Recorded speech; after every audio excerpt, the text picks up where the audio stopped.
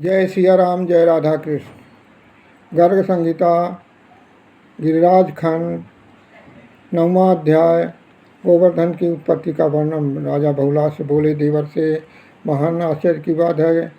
गोवर्धन साक्षात पर्वतों का राजा श्रीहरि को बहुत प्रिय है। उनके समान दूसरा तीर्थ न तो इस भूतल पर है और न ही स्वर्ग में ही है। महामते, आप साक्षात ही हरि के मन हैं। अतः यह बताइए कि गिरिराज श्री कृष्ण के वक्षस्थल से कब प्रकट हुआ। नारद जी कहते हैं, राजन महामते, गोलोक के प्रकाट का वृत्तांत सुनो। श्रीहरि की आदि लीला से संबद्ध है, जो मनुष्य को धर्म, अर्थ, काम, मोक्ष चारों पुरुषार्थ प्रदान करने वाला है। राजन, जिन पर माया का भी जिन पर प्रभाव नहीं डाल सकती, उन महत्व सत्वाद गुणों का वश तो चल ही कैसे सकता है। राजन, उनमें कभी मन, चित्त, बुद्धि और अहंकार भी प्रवेश नहीं करते। उन्होंने अपने संकल्प से अपने ही स्वरूप में साकार ब्रह्म को व्यक्त किया।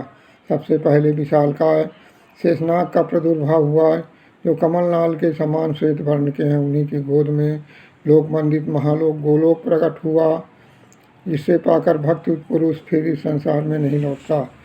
फिर असंख्य ब्रह्मांडों के अधिपति गोलोकनाथ भगवान श्री कृष्ण के चरणारविंद से गंगा जी की प्रकट हुई।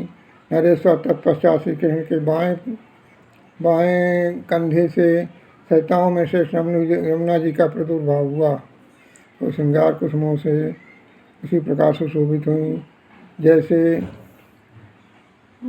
पगड़ी के वस्त्र की शोभा होती है।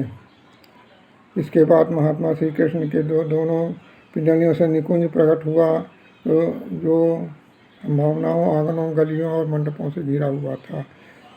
भगवान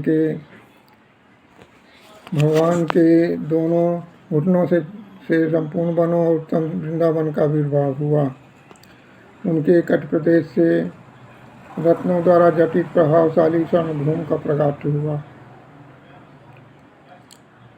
भगवान के नाभ कमल से सहस्त्रों कमल प्रकट हुए, जो हरिलोक के सरोवरों में नित्य इधर उधर सुशोभित हो रहे हैं। श्रीहरि की दोनों भुजाओं से श्री दामा आदि 8 पार्षद उत्पन्न हुए। कलाइयों से नंद, कराग्रभाग से उपनंद, श्री कृष्ण की भुजाओं के मूल भाग से समस्त विश्वात्माओं का प्रादुर्भाव हुआ। नरेश्वर समस्त गोपगण श्री कृष्ण के रोम से उत्पन्न हुए। श्री कृष्ण के मन से गौवें और धर्म धुरंधर वृषभों का प्रकाट हुआ। मिथिलेश्वर, उनकी बुद्धि से घास और झाड़ियाँ प्रकट हुईं। भगवान के बाएं कंधे में एक परम कांतिमान गौर तेज प्रकट हुआ, जिससे लीला श्री भूदेवी, बिरजा तथा ज्ञान हरिप्रियाएँ प्रकट हुईं। भगवान की प्रीतमा श्री राधा हैं। उन्हीं को लोग लीलावती या लीला के नाम से जानते हैं। राधा के दोनों भुजाओं से विशाखा, ललिता, इंदु सखियों का आविर्भाव हुआ। नरेश्वर दूसरी सहचरियाँ गोपियाँ वे सब राधा के रोम से प्रकट हुई। इस प्रकार मधुसूदन ने गोलोक की रचना की। तदनंतर लोक की रचना करके एक दिन वो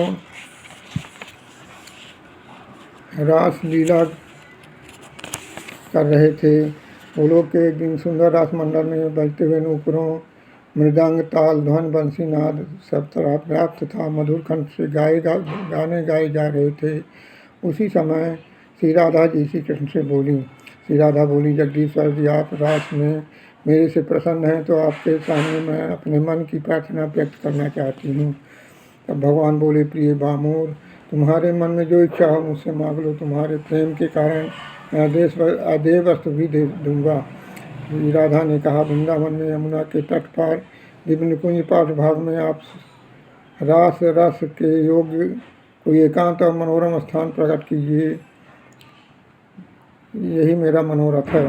नारद जी कहते हैं, राजन, भगवान तथास्तु करके एकांत लीला के योग्य स्थान का चिंतन करते हुए नेत्र कमलों द्वारा अपने हृदय की ओर देखा। उसी समय गोप समुदाय के देखते देखते श्री कृष्ण के हृदय मूर्तिमान अंकुर की भांति एक सजल तेज प्रकट हुआ, जो रासभूमि में गिरकर पर्वत के आकार का बढ़ गया।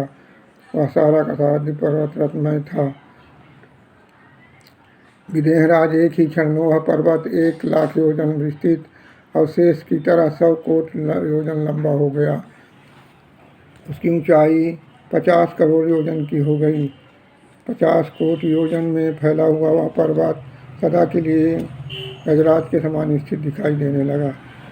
राजन, वह पर्वत बढ़ने लगा तब भगवान प्रच्छन्न रूप से बढ़ता देखकर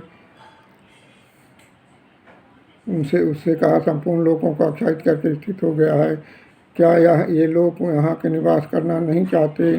क्योंकि कशिहर ने उसे शांत किया, उसका बढ़ना रोक दिया। इस प्रकार गिरिराज साक्षात श्री कृष्ण के प्रेरित होकर ब्रजमंडल में आया। यह सर्वतीर्थमय है, लता कुंजों से श्याम और आभा धारण करने वाला है। भारत से पश्चिम दिशा में साल्मद्वीप के मध्य भाग में द्रोणाचल की पत्नी के गर्भ से गोवर्धन ने जन्म लिया। मस्पुलस्त उसको भारत के ब्रजमंडल में ले आए। विदेहराज, गोवर्धन के आगमन की बात मैं तुमसे पहले निवेदन कर चुका हूँ। जैसे पहले गोलोक में उत्सुकतापूर्वक बढ़ने लगा था, उसी तरह वहाँ भी बढ़ने लगा तो पृथ्वी तक के लिए यह ढक्कन बन जाएगा। यह सोचकर भगवान श्री कृष्ण की प्रेरणा से मुनि द्रोण पुत्र गोवर्धन को प्रतिदिन क्षीण होने का शाप दे दिया। शेष अगले भाग में। श्री हरि शरणम, श्री शिव शरणम।